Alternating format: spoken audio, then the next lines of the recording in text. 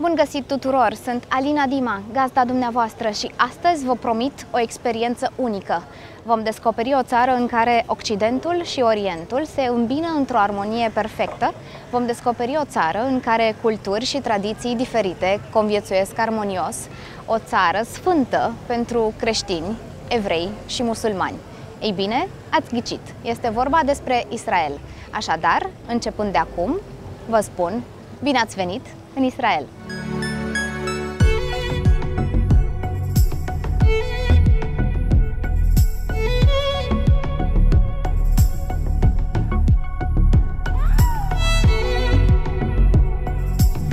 Israel is a surprising country with a millennia-old tumultuous history that has its origins in biblical times. Situated on the east side of the Mediterranean Sea in the Middle East, Israel is a fascinating destination for many travelers and pilgrims. It is a Jewish state surrounded by Muslim and Arab neighbors. Israel is a mixture of cultures and traditions, of old and new, and of surprising tastes. Since 1948, when the modern state of Israel was born, this small country did continuous efforts to develop in all major areas of life and provide a proper environment for Jews coming from the diaspora, for the Muslim and Christian communities residing here. We will thoroughly discover this surprising piece of land that will certainly leave everyone breathless.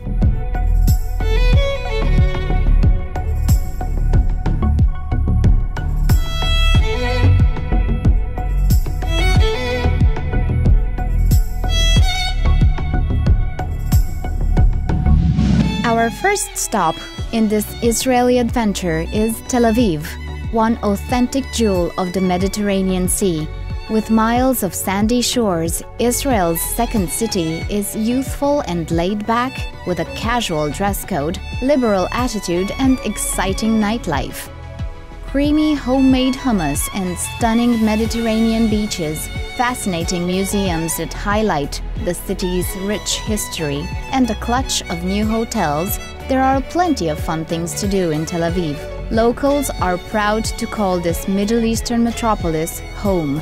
The cosmopolitan, somewhat European lifestyle here sets Tel Aviv apart from the other major hubs in Israel, like Jerusalem and Nazareth.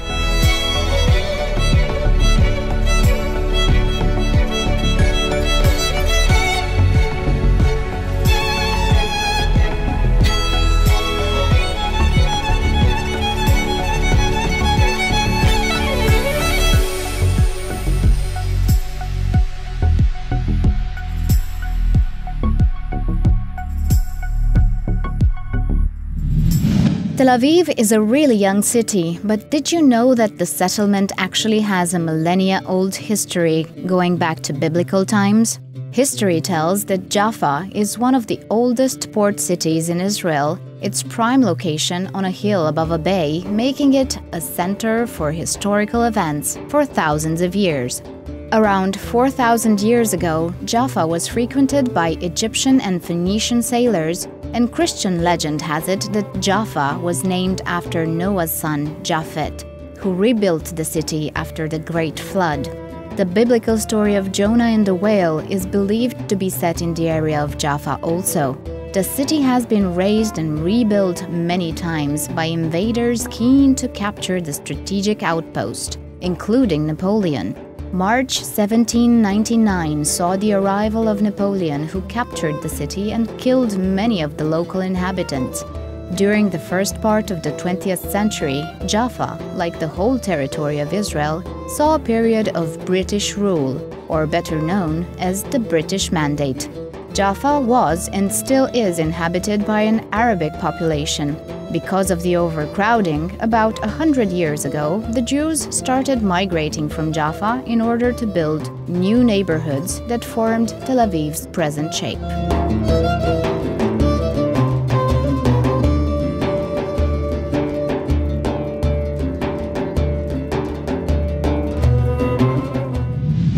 One of the most picturesque and vivid places that you can discover in Tel Aviv is the Carmel Market, or Shuk HaCarmel, if you are looking for freshly cooked food, full of flavor and spices, souvenirs, fresh fruit and vegetables, traditional sweets and colorful flowers. This is the place to be. The marketplace tells beautiful and loud stories since 1920, and if you want to first-handedly feel the Israeli vibe, all you have to do is take a walk along the Carmel.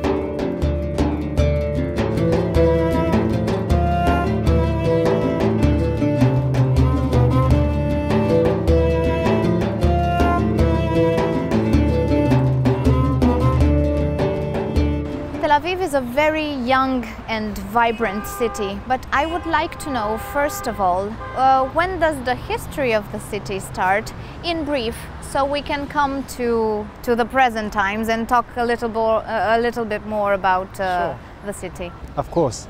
So Tel Aviv is just a little more than 100 years old. 100 years ago there was nothing here, just sand, a very big desert. And most Jewish people back then lived in Jaffa, which is the old part of Tel Aviv, and they decided it's about time that they have a city of their own. So they left Jaffa and started a new community, a very small community in a place where today is Neve Tzedek. I'm not sure if you've been to Neve Tzedek. It's one of the neighborhood of Tel Aviv. It's a neighborhood. Right? It's one of the most beautiful neighborhoods of Tel Aviv. Almost all tourists go there. It's a must-see spot. And that was where Tel Aviv started and grew step by step till what it is today. So that's Tel Aviv's history in a nutshell. Why should a regular tourist choose Tel Aviv and not another city to do a city break, for example? That's an easy question. First of all, look at the weather. This is winter right now, and you see no rain. Temperatures are nice, about 15, 16 degrees. Most days people can even go to the beach, have a swim, even in winter. So the weather here is fantastic. We have 300 days of sunshine every year. Other than that, it's the perfect combination between a city with the urban nightlife and the restaurants and the pubs and everything that makes a big city what it is, to a beach town. We have 14 kilometers of beaches, beautiful ocean, the Mediterranean Sea. So this combination makes Tel Aviv what it is. What about the surfers, for example, or the people that enjoy water sports? What can they do in Tel Aviv? Oh, lots of sports activities in Tel Aviv. From the aquatic part, the sport at the sea, you can do SUP, stand-up paddleboard, which is very popular in Tel Aviv. You can hire a boat and go for a quick, just to sail, you know. There are some beaches that are great for surfing. So if you're a surf enthusiast, you can do that. We have a very big public park called Hayarkon Park, okay, not too far from here actually. You have lots and different activities there. We have a yoga lesson, we have TRX lesson, you can go for a run, you can play tennis, play squash, lots and lots of different things. For bicycle lovers, you can just rent a bicycle. We have a system called Telofan. It's a social, well, it's a public way to rent a bike. You can just pick up a bike for 10 euros for a few hours, just go around the city with the bikes. Perfect idea for tourists. I think that's enough, right? We live in the internet era, so everybody is connected all the time, yeah. And we are becoming more and more social media addicts. True. What about the Wi-Fi system in Tel Aviv? So can someone find good internet inside the city walls? Absolutely. We have actually 100% coverage of Wi-Fi, free Wi-Fi, all around the city. And that's something that lots and lots of tourists are using every day. The street food concept is something rather new, but it's becoming more and more popular all over the world, and yep. Tel Aviv adapts to that. Yep. How is the street food system in Tel Aviv? You know, one of the strongest elements of Tel Aviv, one of the the strongest assets is the food scene. We have amazing food here, and I'm not saying that just because I'm from Tel Aviv and my job is to sell the city. It's really good. In terms of street food, you have Mediterranean food, Italian, Mexican, Indian, everything is possible to get. Not very expensive, like many people think. It's not such an expensive city, especially the street food. If you've been to the Carmel market, that's a great place to enjoy street food. Another good place is the Levinsky market in the southern part of Tel Aviv, where you can have Iranian food and Turkish food as well, like burik or other types of this kind of cuisine. So for any foodie lover, Tel Aviv will not disappoint. Let's stay on the food subject. All right. And I'm going to ask a very tricky question. Sure. In terms of cuisine, can we talk about Israeli specifics and traditional food, or we are talking about international cuisine? Okay, well, Israeli cuisine is very diverse because Israelis are coming from many countries, whether it's Iraq, Iran, Libya, or in Europe, Poland, the former Republic of Czechoslovakia, and of course Russia. So the cuisine is very diverse. It's international cuisine. If you're looking for specific Israeli food, well, then we can talk about falafel, but then some people will argue that falafel is from Lebanon, or hummus, same. So it's hard to find something that it's purely Israeli. Our food is... shakshuka? Maybe, good idea, yeah, maybe shakshuka, which is perfect for breakfast. But yeah, you know, no matter what you'll have in Israel and in Tel Aviv, I'm sure you're going to find something that you love. Israel is not a very big country. So if a tourist comes to Ben Gurion Airport and then finds accommodation in Tel Aviv, if he wants to see more of Israel and not only Tel Aviv, Sure. What are the distances and what are his choices in terms of tourist attractions in Israel? Lots and lots of choices, and you're right, that's the good thing about Israel. It's such a small country that you can stay in Tel Aviv in a great hotel, then rent a car, go to Jerusalem if you want. It's just a 1 hour by car, you know, 1 hour drive, and then explore the history of Jerusalem and everything the city has to offer. If you want to experience some nature, so about 1.5 hours from here, it's the Galilee with all the mountains and the beautiful scenery. And when you come back to Tel Aviv at night, you can enjoy the nightlife that only Tel Aviv has. Things here only close at 3, 4 a.m., you know. And the restaurants here are of course amazing, and the hotels here are of a great quality. So you can experience Israel during the day and come back to Tel Aviv at night. So this is why so many people tell about Tel Aviv, the city that never sleeps. That's right, it does never sleep. We don't like to sleep. I mean, you paid so much to come here, right? Well, I hope not too much, but you paid to come here, so you better enjoy your time. And you can sleep in Romania, right? Exactly. So it's adrenaline 100%. Oh yes, absolutely. That's what we have to offer. Tel Aviv mai este denumit și orașul alb datorită caselor construite în stil Bauhaus de către evrei așkenazi veniți din Germania în anii 30. Tel Aviv is a UNESCO Cultural Heritage Site and home to the largest collection of Bauhaus-style buildings in the entire world. There are more than 4,000 structures throughout the city. The Bauhaus was a school which operated in Germany between 1919 and 1933 and was devoted to art, architecture, and design.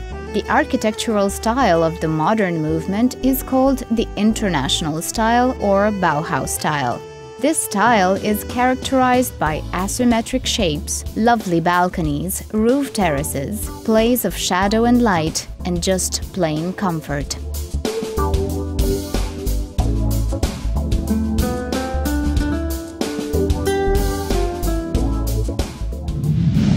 Clădirea din spatele meu marchează un moment important în istoria recentă a Israelului. În 1948, Ben Gurion, primul premier al Israelului, semnează aici declarația de independență, ce dă naștere statului modern al Israelului. Această clădire este astăzi muzeu și primește vizitatori din întreaga lume.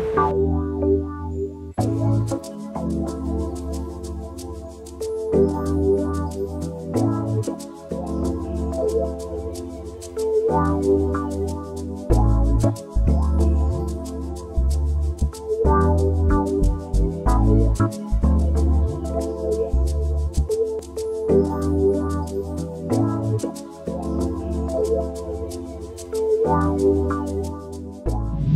the center of Tel Aviv, next to the Tel Aviv City Hall, there is an overwhelming monument dedicated to the memory of one of the most vocal and emblematic figures in Israel's recent history, Yitzhak Rabin. Rabin was prime minister and defense minister and one of the main advocates of the peace agreements between Israel and Palestine. The assassination of Yitzhak Rabin took place on the 4th of November, 1995, at the end of a rally in support of the Oslo Accords at the Kings of Israel Square in Tel Aviv. The assassin, an Israeli ultra-nationalist named Yigal Amir, radically opposed Rabin's peace initiative and particularly the signing of the Oslo Accords. Today, the square where the assassination took place is named Rabin Square, in memory of the Prime Minister.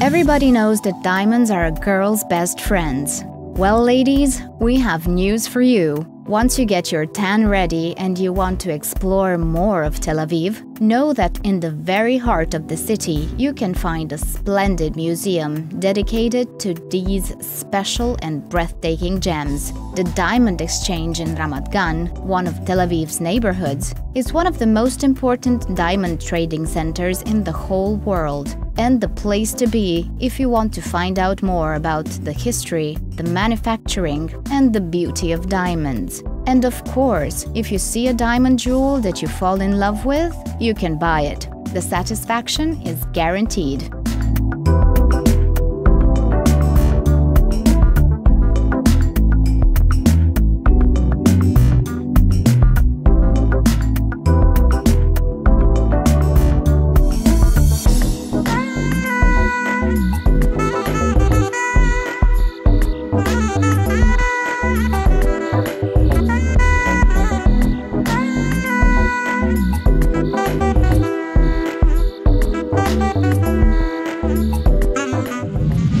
Besides its great beaches and warm climate, Israel's easygoing second city is an enchanting mixture from Art Deco architecture to Middle Eastern cuisine. Tel Aviv can sweep you off your feet in a never-ending dance, seducing you like the most experienced lover and making you fall in love at first sight. Once you set foot in Tel Aviv for the first time, this city will be stuck on your heart, and you won't find your peace unless you visit it time and time again. Beware, Tel Aviv can create a lifetime addiction.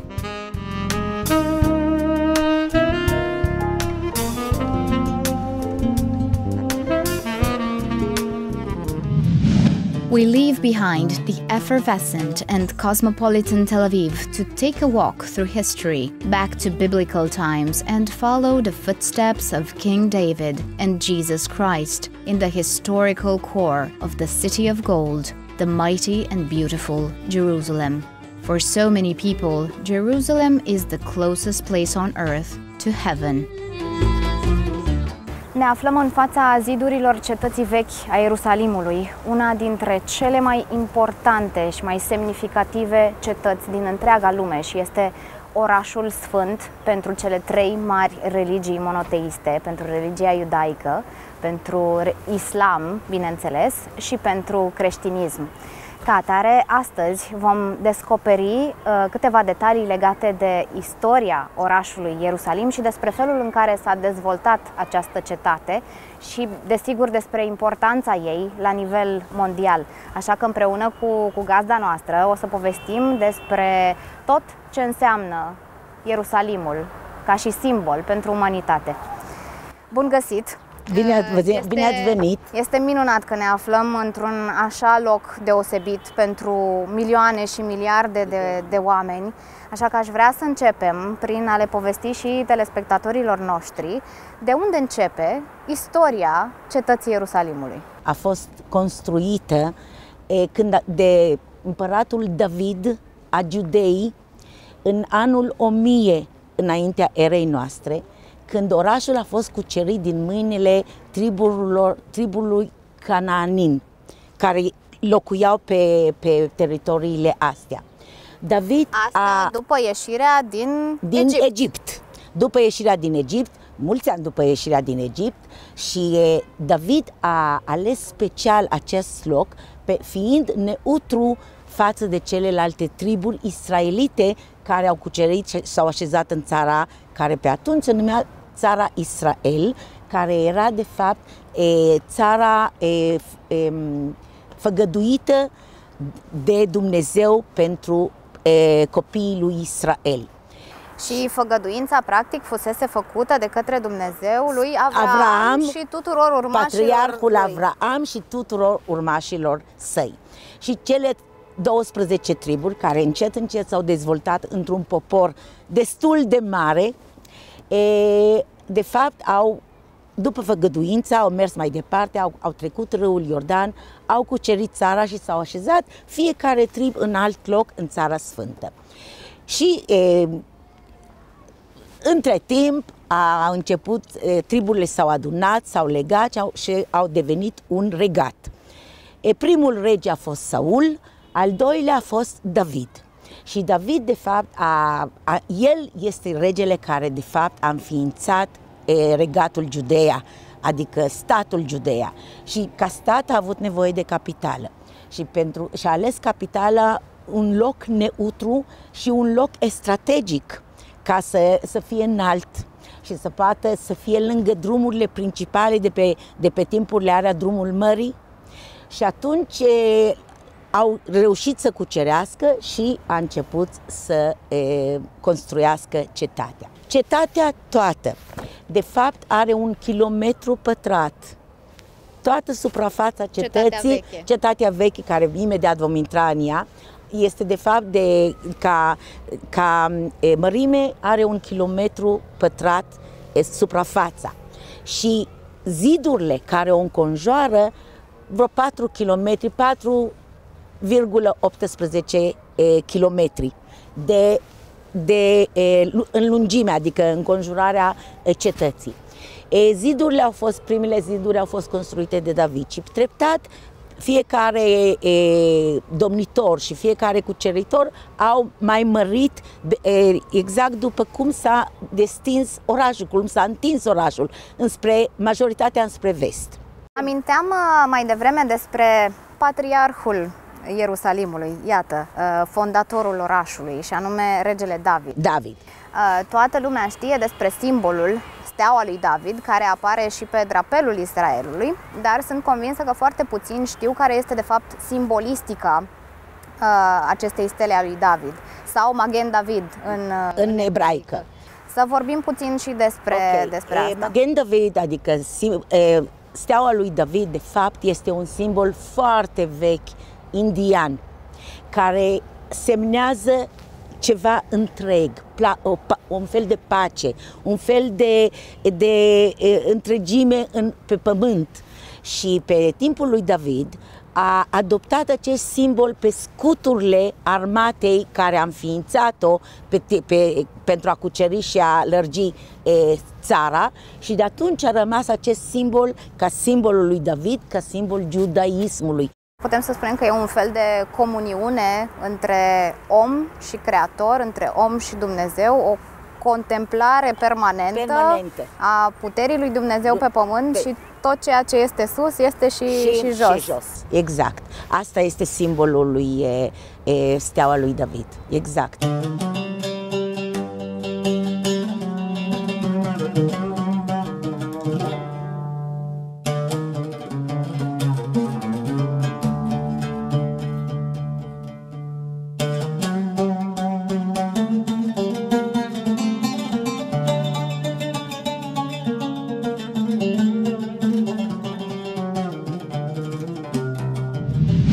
Poarta Poarta Țion este una dintre principalele porți de intrare în cetatea veche a Ierusalimului și de aici se despart două dintre cartierele cele mai importante ale orașului vechi, și anume cartierul evreiesc și cartierul armenesc.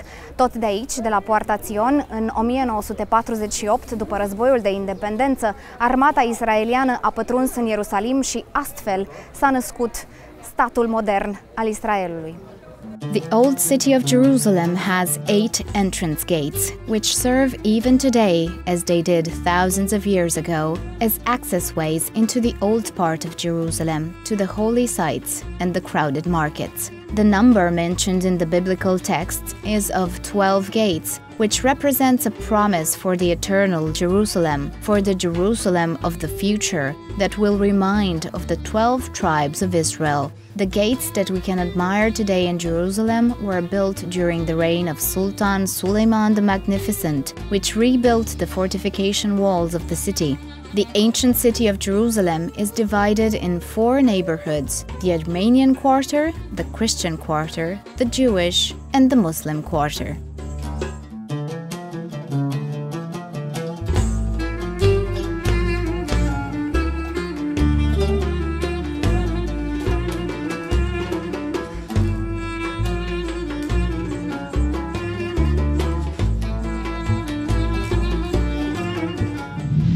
Zidul Plângerii sau Cotel în limba ebraică este zidul ce înconjura muntele templului pe care a fost construit templul lui Solomon.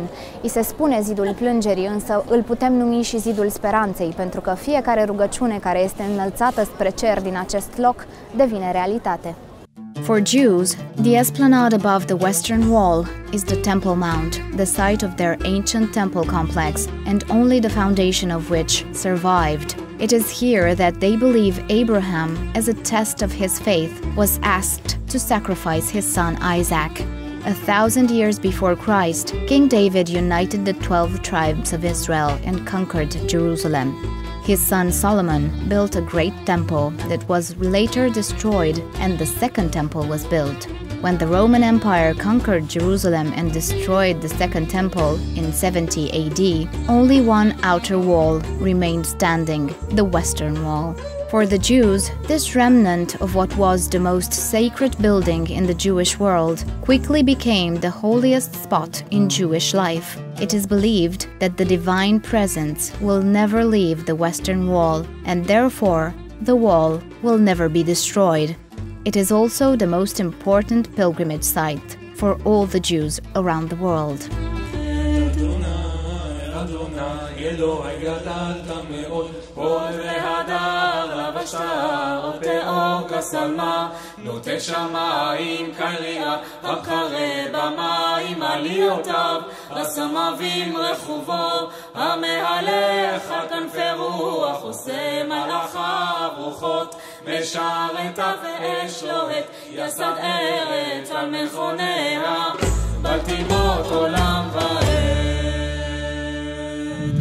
Walking down the streets of Jerusalem's history, we enter the Christian quarter that surrounds the site of Jesus' crucifixion. According to historical and traditional sources, Jesus lived in Roman Judea, endured the Passions, and was crucified and buried on the site of the Church of the Holy Sepulchre in the Old City of Jerusalem, making the area a holy land for Christianity.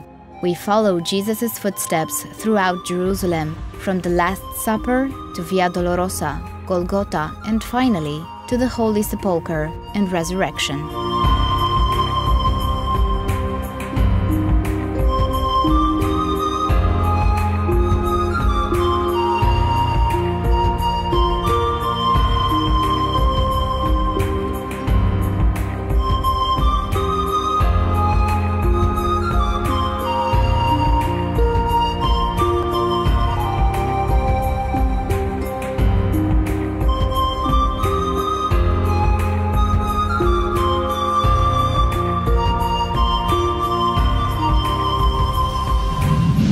Biserica Sfântului Mormânt, cel mai important simbol al creștinătății, a fost construită în anul 333 din Ordinul Împăratului Constantin.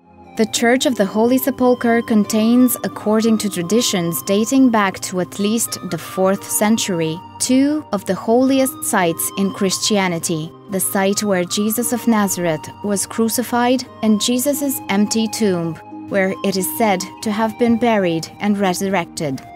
Within the church, there are the last 4 stations of the Via Dolorosa, representing the final episodes of Jesus' Passion. Built around the tomb of Jesus, the church has been a major Christian pilgrimage destination since its creation, and it is shared by Orthodox, Coptic, and Roman Catholic Christians.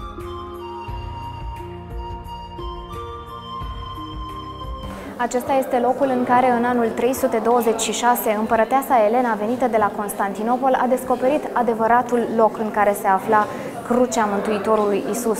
Iar acest lucru este atestat și de fresca ce se află în spatele meu, care datează din epoca bizantină. It is said that on the site of today's Church of the Holy Sepulchre, the Empress also found the 3 crosses mentioned in the Gospel. In order to find the real cross of Jesus, some writers of the time stated that the blind man was cured after touching the 3rd cross. For many, that was the ultimate proof of its authenticity.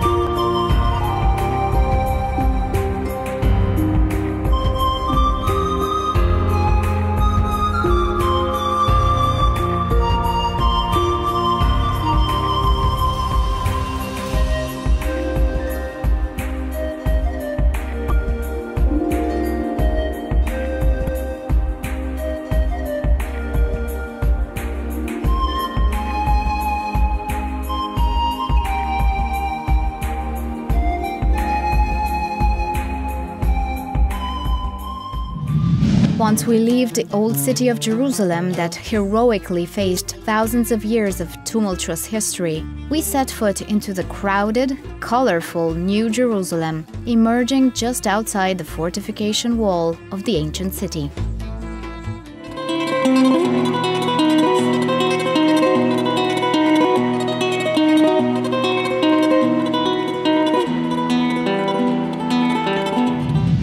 Mehanei Yehuda este cea mai animată piață din Ierusalim, iar aici cu siguranță găsiți cele mai proaspete produse, de la mâncare până la verdețuri, fructe și chiar suveniruri. Această piață are o istorie de aproape 150 de ani și este una dintre preferatele israelienilor, dar și ale turiștilor străini care vin aici numai de dragul de a simți adevăratul vibe al Ierusalimului.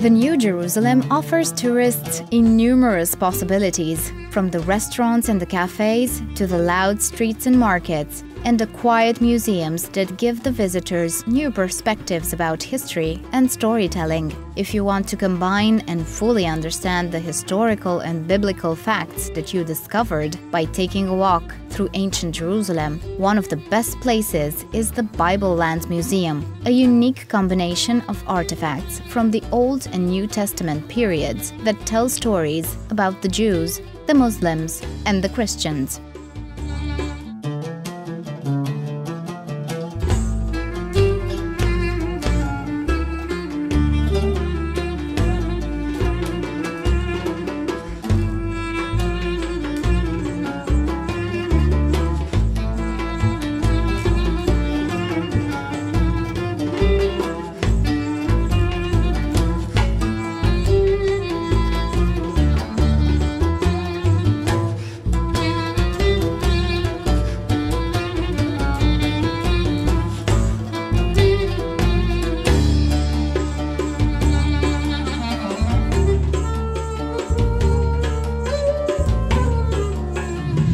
Our journey through Israel continues as we reach another biblical area, namely the Galilee. The Sea of Galilee, or Lake Kinneret, is Israel's largest freshwater lake, fed by the Jordan River, and it is about 53 kilometers in circumference.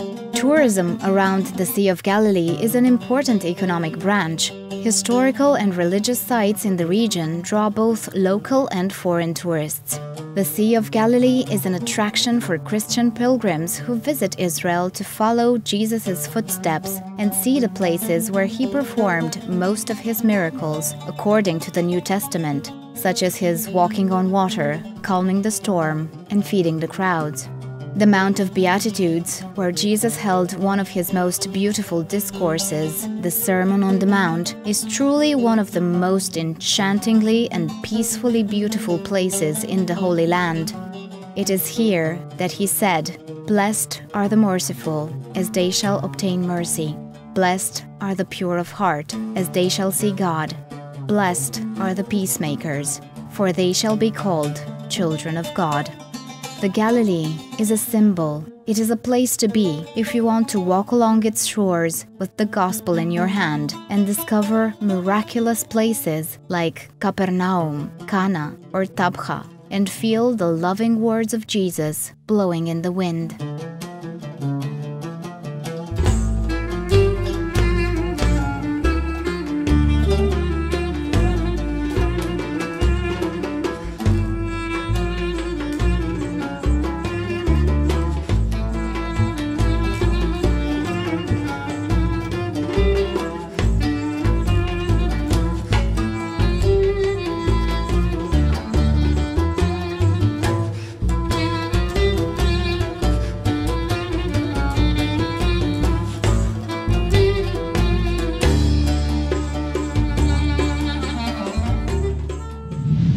From the Galilee, we then go down to the Jordan Valley, to the place where the Bible says that John the Baptist baptized Jesus. This is the place where Christians can receive the blessing of a symbolic baptism in the River Jordan, the same ritual that reminds us about Jesus' baptism more than 2,000 years ago.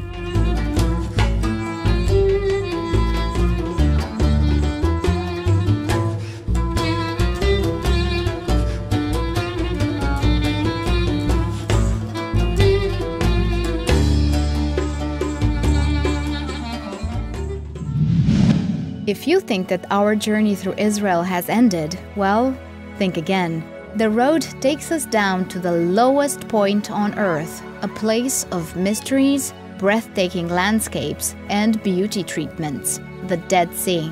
Driving down the road towards this enchanting place, one can only marvel at the timelessness of the landscape and the history it has witnessed. Iată-ne la Marea Moartă, un loc unic în lume, deoarece este terenul uscat cu cea mai joasă altitudine de pe glob, având suprafața apei la 427 de metri sub nivelul mării. Denumirea în limba ebraică este Yam HaMelach, care în traducere înseamnă Marea Sărată.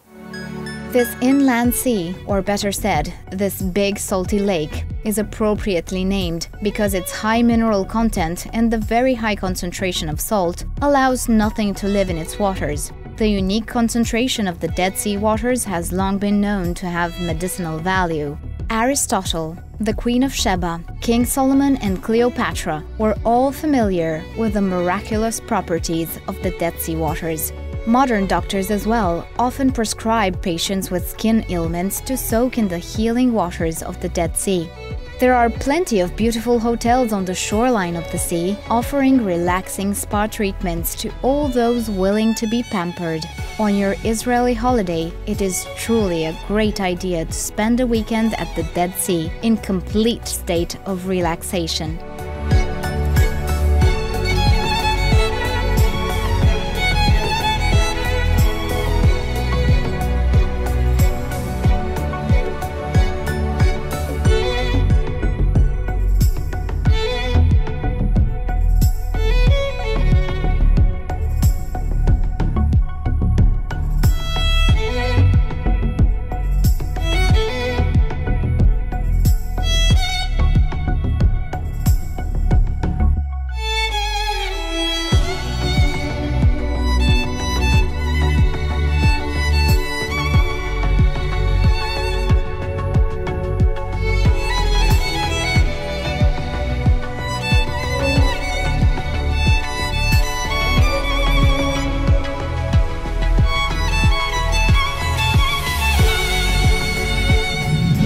Israel is a very beautiful and interesting country, and it's a country that has a millennia-old history, but the Romanians know Israel mostly for the pilgrimage sites and know Israel as the land of God, the Holy Land.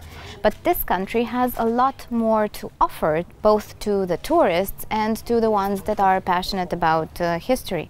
What I want to ask is, what does Monabest offer to the Romanian tourists when it comes to visiting Israel? So first of all, I would like to say that bine ați venit. Aici Israel. ברוכים הבאים לישראל. Welcome to Israel. And for me, to sell Israel is something for my soul, because I'm Israeli and Monabest is a part of Israeli company. And what I saw in the last years that I'm sending tourists, we sell packages for tourists from Romania. We saw they are not really visiting what Israel can offer. For example, they think Jerusalem only the religious places, but more and other issues that they never saw. For example, the Bible Museum or the new city. This country can bring you from one side the religious and from the other side party life, Tel Aviv crazy, and people that coming here to have vacations for all other things like families vacations, people that coming with couple like romantics and city breaks.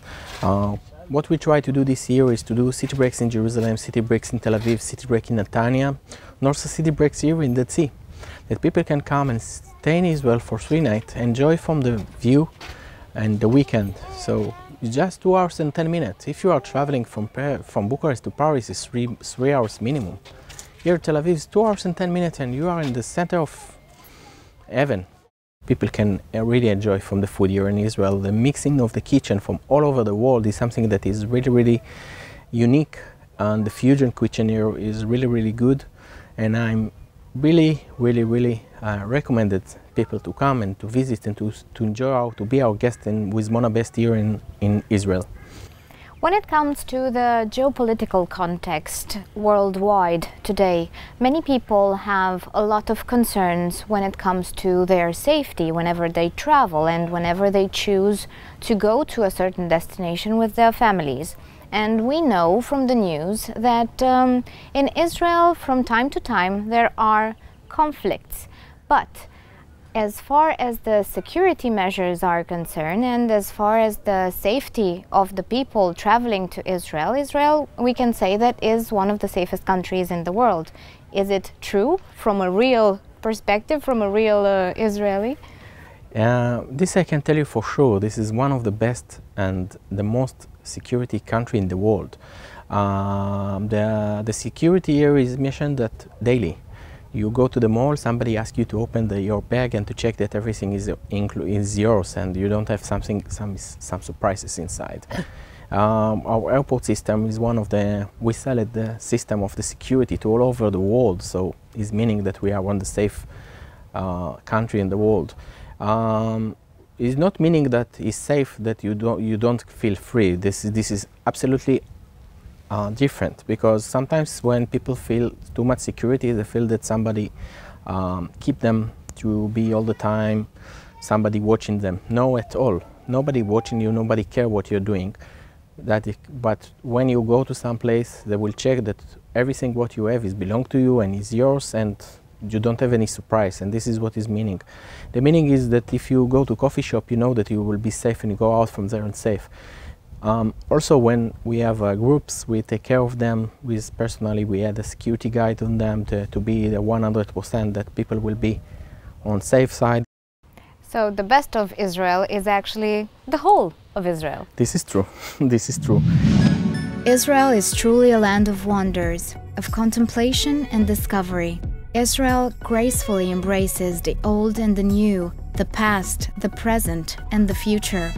From Tel Aviv with its skyscrapers, its beaches and its white houses, to Jerusalem with its 1,000-years-old history, to the spas and the fascination of the Dead Sea, the lowest point on earth, Israel is magical, and it will forever stay in your heart as one of the best places that your eyes have ever seen.